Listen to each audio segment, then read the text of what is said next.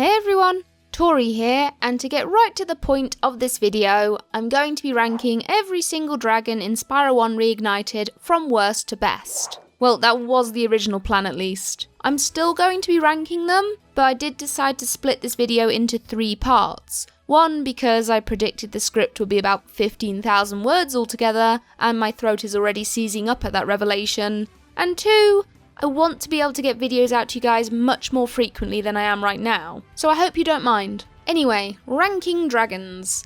Now technically there are 80 encounters in the entire game, but I decided not to include the ones you free a second time in Nasty's Worlds, which means the total list will include 74, 25 in this video and the next, and 24 in the last one. I know those particular dragons have extra dialogue, but shoot me, I don't care. Plus, I wouldn't know where to rank them. Like, do I put them lower for being stupid enough to get caught again? Or do I put them higher based on their extra dialogue? Decisions too tough for a Tory to make. I'll be basing my rankings on the dragons' designs, their animations, dialogue, and how Spyro interacts with them. I will also mention the original 1998 dragons, but that's more so I can cry out, "What did DFB do to you?" Now, there's a very important point I want to make here. This video is heavily based on my opinions about each dragon, so please take it with a pinch of salt. And before anybody asks, yes, YouTube did inform me that Canadian Guy A had made a similar video, and no, I haven't watched it. I will at some point, but I want to keep my list fresh with my own opinions, not somebody else's. So without further ado, let's begin. Starting off the list way at the bottom at number 74, it's gonna have to be Andor from Ice Cavern. Thank you for releasing me. Sorry buddy, but someone has to be the worst. This would be a good time to mention that the cliched one-liner "thank you for releasing me dragons" fill most of the first few spots on this list. That's not to say I hate them, and they do in fact have some of the best designs in the game, which I assume is deliberate to make them more memorable. There are, however, much more deserving dragons for higher spots. Dragons that have equally creative designs, fun animations, and much better dialogue. Unfortunately for Andor, he's suffered in both departments. Not only does he spout that infamous line we've all come to know and grown about, he also has a fairly boring design. No interesting patterns on his skin, and no weapon to speak of even though he's a peacekeeper. All he owns is a ruddy great medallion and 2 bracelets. The only animation that's worth mentioning is the bow as he disappears, but that's me really clutching at straws. Sorry Andor. Moving on to number 73, and we have Hexxus from Wizard Peak. Well done, Spyro. Thank you for releasing me.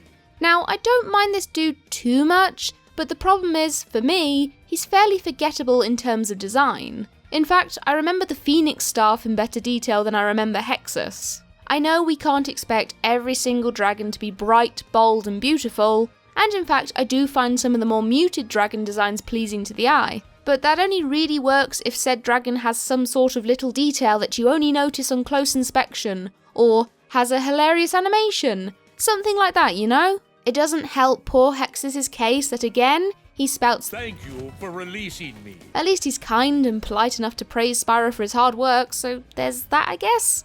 At number 72, it's going to be Ajax from High Caves. I hate those bugs. When I become big and strong like you, I'll squash them all.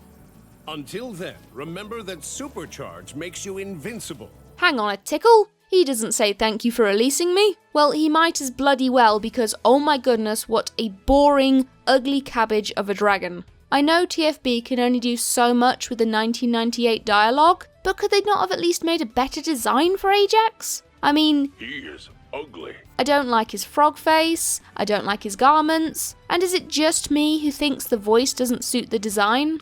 The only reason he didn't make the very bottom of the list is because Spyro's animations while he complains about the metal spiders are so cute. But it does mean Spyro steals the show from Ajax, and really, the emphasis should be on the dragon you free, not the little purple dude.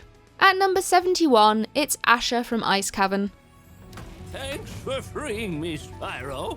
And now, where was I? Oh dear, it's not going well for this realm, is it? 2 dragons down already. Like Andor, Asher doesn't have much in the way of design. In fact, the 2 are very similar, with muscular bodies, bluish purple skin, and a tuft of hair at the end of their tails. Maybe they're related. And also like Andor, Asher throws the thank you line at Spyro for freeing him before taking off. Though there is a bit of that I'm old and therefore can't remember what I was doing shtick thrown in. Ha ha, old people forgetting things is such a funny trope. Moving on to number 70, and we have Baruti from Lofty Castle. Thank you for releasing me. Another cliched line spouter. There's not much else to comment on about this guy besides his whimsical design. I'm loving the purple dungarees, the starry swirling chest, and those delightfully curved pink horns. But it isn't a design that I say stands out massively to the other Dreamweaver dragons, hence why Baruti's not higher up. Also, what's with the fishing pole? Does he catch dreams with it or something? Is he but a simple fisherman? Who knows? At number 69, it's a Barcy from Dark Passage. Thank you for releasing me. Not much to say about this one either. I'm loving the jester garments and the colour palette, and the animations suit him well, with my particular favourite being as he leaves. It's just a shame he only says 5 words. Also, I have to be honest, I forgot he existed in this realm. Dark Passage already has 4 dragons, with much more interesting designs or lines of dialogue, so a Barcy does kind of disappear from memory. Number 68 now, and it's going to be Marzi or Maisie from the Dreamweaver's Homeworld.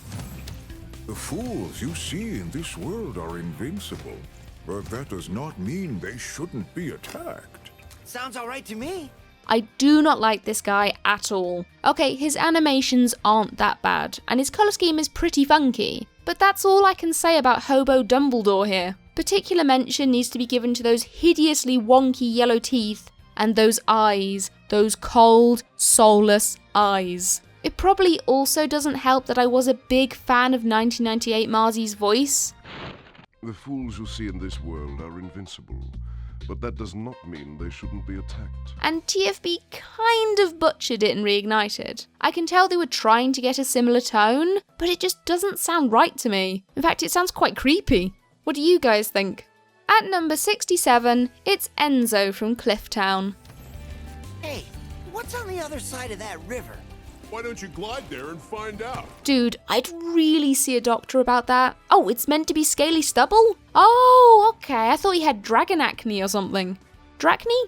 I'm not particularly fond of this guy. Normally, I love the chubbier dragons, and he does have a wonderful design. Very Aztec warrior, you know? But one, those red and green eyes of his really freak me out. Like, they remind me of a Five Nights at Freddy's animatronic for some reason. And 2, even though he sounds a bit less of a dick when telling Spyro to glide to the other side of the river, I still don't like his tone of voice. Really, the only thing that stops him being lower on the list is his design. If the dude could just work on his attitude, all would be good. Oh, and sort the growth out on your face, okay? At number 66, we have Conan from Dry Canyon. What? Huh? Oh.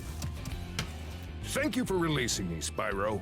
I'd say this was the middle of the thank you for releasing me list. As in, I can now remember what these particular dragons look like due to interesting designs, animations, or both. Conan here, for example, stands out to me because he starts the interaction facing the wrong way, looking completely befuddled for a few seconds. I mean, it makes sense. These guys were going about their daily business, and suddenly they were trapped in crystal. Why wouldn't they be confused and bewildered when being freed? Also, I have to give Conan extra points for the Don Quixote look he has going on. At 65, it's going to be Zeke from Misty Bog. Thank you for releasing me. This design is definitely one of the more out there ones, but I still can't decide whether I like it or not. From what I've been told, he's supposedly based off some kind of turtle. A Mata turtle to be exact? Mata, I don't know. I've never heard of said creature, so of course I went to look it up. And personally, I don't see the resemblance. He looks more like a shrew to me, if anything. Other than that, he does have a pretty cool design, with a mix of crocodilian features. But again, he's a one-line spouter, and sounds like every other elderly dragon in the game. I'd also like to add, he wasn't portrayed as an old dragon in the original game. Thank you for releasing me. So what gives? We've already got Damon in this realm, another I'm old and decrepit dragon. Do we really need 2? Moving on to number 64, and we have Unica or Unica from Jacques. Thank you for releasing me, Spyro. Take care. I didn't realise so many Dreamweavers spoke so few words. That's 3 of them now. At least Nica has a pretty awesome design. Now, I'm a big fan of the dragons whose looks are influenced by their hobbies or professions. Nica, in this case, is musically orientated. We can see he's holding a harp, and even his belly is shaped to look like the body of a cello, with F-hole shapes to boot. Love it. Also, he is a chubby boy, and chubby boys are beautiful. At number 63, it's Eldred from Alpine Ridge. Thank you for releasing me. What a cutie patootie. Like Conan, Eldred doesn't just break free of his crystal prison and immediately start talking to Spyro. He gives a little stretch of his arms and wings first. And why not? He's been trapped in crystal for what could be days by the time Spyro arrives in Alpine Ridge, so it makes sense that he might be a little sore and stiff at first, especially as an older dragon. And then of course there's that amazing alchemist apparel of his. Potions in hand, alchemical scribblings on his wings, scientist's goggles, tubes that resemble horns?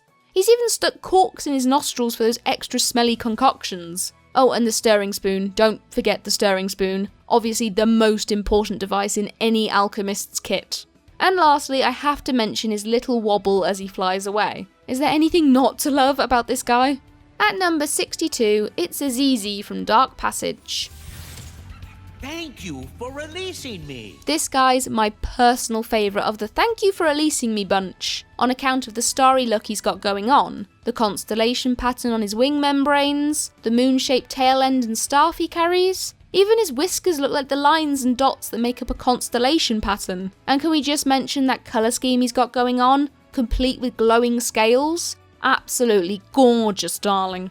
It's also nice to see, no pun intended, that TFB included a dragon with a disability, in this case, blindness. Which got me thinking, wouldn't it have been awesome for other dragons in the game to have some sort of impairment? That sounds horrible, but what I mean is more representation. Not just a broken horn or an eye patch, but what about, say, a missing limb? Represent! Moving on to number 61, we have Thor from Town Square, the last cliched line spouter on my list. Thank you for releasing me, Spyro. You can always check your progress by accessing the guidebook through the pause menu. While he's not as awesome in design as Azizi, I think he deserves a higher spot on the list purely for the fact TFB gave him a new line of dialogue to go with thank you for releasing me. He also got a chuckle out of me because I couldn't tell whether he was incredibly old and wobbly or just extremely drunk. Why not both? And don't think I didn't notice those horns, TFB. A nice little nod to the bull enemies of Town Square, perhaps? At number 60, I'm going to choose Ragnar from Ice Cavern. You've done well, Spyro. Some dragons thought you weren't ready, but I knew they were wrong. I'm ready, all right. Ready for what? I know TFB have the original script to take into account, but they've given other dragons such as Thor extra lines of dialogue, so why not something better for Ragnar? The voice acting isn't that great either, at least in my opinion. When the VA sounds like he's warming up on his first take, you know it isn't going to be good. At least he has that nifty little animation where he moves his club from tail to hands, so it's something, I guess. At number 59, I'm going to choose Isaac from Treetops. Spyro, if you jump at the end of a supercharge ramp, you can really go far. I'm all over it. While there's nothing particularly wrong with this dude, he doesn't stand out in my mind at all. For starters, there's his appearance. Not ugly per se, but at the same time I'm not a big fan of these frog-faced dragons. And his dialogue is rather uninspired, I have to say. Yes, it's the original 1998 lines word for word, but it's not like I don't know how to use supercharge ramps by this point. I mean, I've been using them since the Magic Crafters Homeworld. At least he's enthusiastic talking about them. Moving on to number 58, it's Titan from the Peacekeepers Homeworld. Welcome to Peacekeepers. Look how our treasure has been stolen and turned against us. Please, recover our treasure, Spyro. Collect treasure. Got it. Oh my boy, what have they done to you? He's so tiny! Maybe it's just the angle used in Reignited, but I swear 1998 Titan used to almost touch the ceiling in this room. Also, what does TFB have against spots? I demand spots on my dragons, darn it. I mean, I guess he looks cool, and he does give off the leader of the Peacekeepers vibe, what with his medals, scars, and battle cry as he breaks out a crystal, but I don't know, I'm just not keen on this new Titan. Also, is it just me who thinks of Zap Brannigan when he speaks? Kif, show them the medal I won. At number 57, it's gonna be Ulrich from Ice Cavern. A word of caution, little one. Wait until you grow big, like me, before charging those large enemies. Not another one? I'm afraid so. Sorry, Ice Cavern Dragons. I will give Ulrich some love and say that his colour palette is much more striking than it was in 1998. But on the other hand, he does look like a condiment basket at a fast food restaurant. And Alva already got that covered earlier in the game. Plus, I have to take points away for TFB again, refusing to incorporate the original spots into the reignited design. Just one dragon with spots, I'm begging you! I can't really say much about the dialogue either. It's more or less word for word and tone for tone what it was in the original. A word of caution, little one. A word of caution, little one. But I do love the nice little touches to his animations. The awkward cough, the chest slap, and that shield tap at the end of the encounter. Very Spartacus. At number 56, it's going to be Oswin from Dark Hollow. Spyro, wanna know a secret? Use the action button when you want to zoom in and look around. Oh, your secret's safe with me. First things first, are Oswin and Thomas supposed to be brothers? Because they look more or less the same in design. Even their outfits are similar, both sporting a form of red hat and wearing jewellery around their necks. It wouldn't surprise me if they were related, given they and Thor used the exact same model in 1998. Oh lord, I'm going off topic. I'm struggling by this point to sort who goes where because they all have their own merits, but the reason Oswin is much higher than, say, Ulrich or Titan is because I love the interaction he has with Spyro. Our plucky purple dragon used to sound like a sarky little git when Oswin informed him of the ability to look around, but now Spyro sounds genuinely excited and thankful to get this hint. Honestly, this role was made for Tom Kenny. At number 55, it's going to be Cletus from the Beastmaker's Homeworld. Spyro, it's great to see you, but I gotta go. Come on, we all know why he's this low down. I do love Cletus, but he might as well shout, "Thank you for releasing me!" His dialogue is just so pointless. Gosh darn if it isn't hilarious to hear though. Well, at least I chuckle whenever I hear the line. He's also got a pretty funky design about him. Good old gator complete with swamp plants and moss. No doubt from taking a dip in the surrounding pools. And let's not forget to mention that glorious hat he wears. Absolutely gorgeous, darling. At number 54, we have Cedric from High Caves.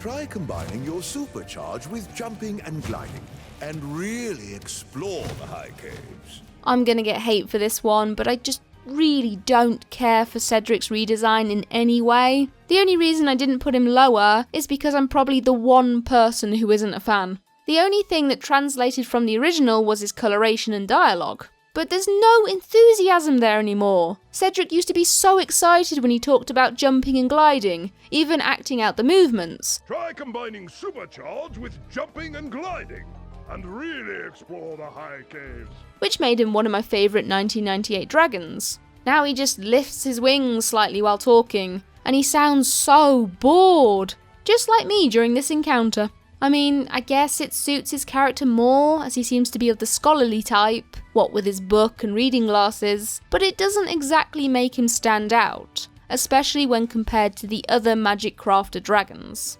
At number 53, it's Damon from Misty Bog. Thanks for releasing me. It seems like I've been trapped in here since I was your age. Oh no. Why, I remember, Gotta go. I can't remember if I mentioned this already, so I'ma say it again. I've never been a huge fan of the old dragons because they all tend to have the same running gag. Forgetful and or wanting to tell a story to Spyro, who understandably has no time to listen. There's other dragons to rescue, darn it! So expect the next few entries to be full of geriatrics. Case in point, Damon. Now, I do love the design of this dude. We're so used to seeing bright, colourful dragons that the Beastmakers are a breath of fresh air with their muddy brown and grey palettes. And the crystalline growths on his chin are a nice little splash of colour to contrast, even if it doesn't match his original design. But here we go again with the storytelling. Also, I get the feeling Spyro's reactions were misinterpreted in Reignited. In the original, when Damon started telling him it felt as if he'd been trapped since he was Spyro's age, Spyro reacted with what sounded like exasperation. Now normally I hate it when Spyro acts like a cocky little shit to his elders, but this time I could agree with him, because I felt the same way by this point. The whole "when I was your age" gets old really fast. Reignited Spyro, however, sounds much more sympathetic towards Damon, which would be fine if he didn't also follow it up by doing a runner when Damon tried to tell him a story. It doesn't flow right, you know? I don't know, maybe I'm just really being nitpicky there. I'll stop ranting now and move on. At number 52, we have Astor from Stone Hill. After you've freed all the dragons, pass through this fancy vortex thingamajigger. It'll take you back to the artisan home. But first, let me tell you a story.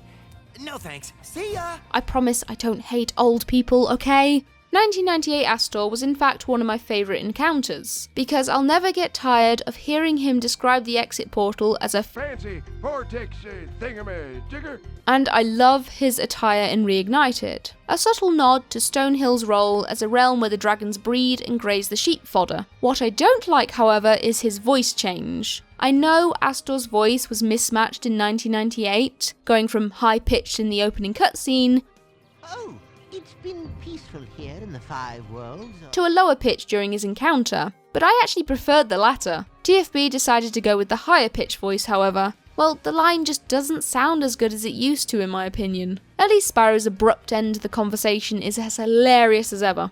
Runner-up on this list at number 51 is going to be Altair from Blowhard. Thanks for releasing me, Spyro. You have no idea how long I've been trapped in Crystal. And, neither do I. Who are you again? I'm out of here. Okay, maybe I do hate old people a little bit, given the last few entries. Or I'm just not a big fan of the "I can't remember where I am or what I was doing" shtick.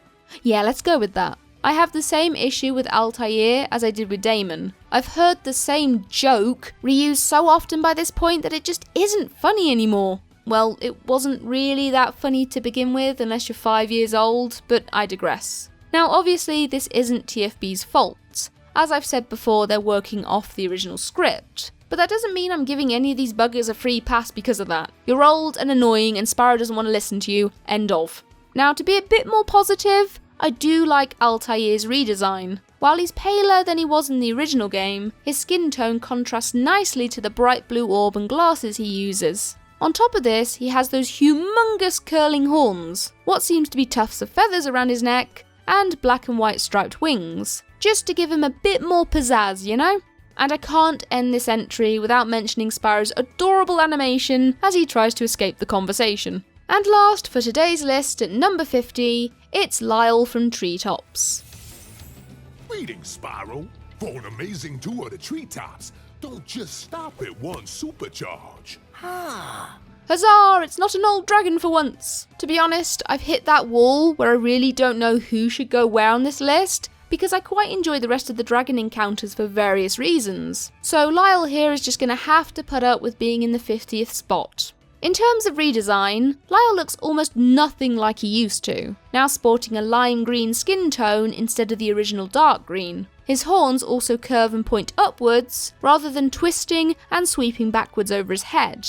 Also, is that dragon fruit? Ha ha ha, very funny. I really love these changes, and I think they suit the exotic treetops dwelling Lyle so much better. In fact, the only reason he's not higher up on this list is because I like the as yet to be mentioned dragons just a teeny bit more when it comes to design, dialogue, and/or animations. So on his own, Lyle is awesome, but with so many dragons in this game, it's easy to overlook him.